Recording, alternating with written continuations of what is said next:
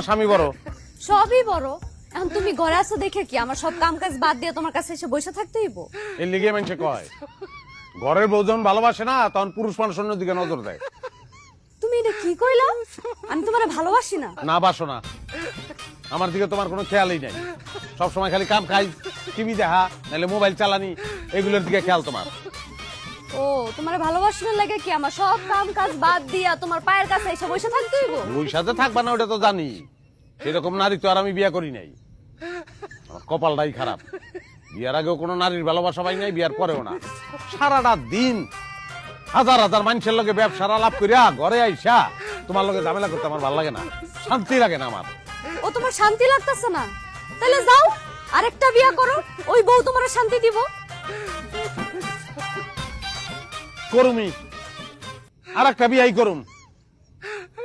টাকা পয়সা তো কম নাই, লাগলে টাকা পয়সা দিয়া শান্তি কিনুম আমি।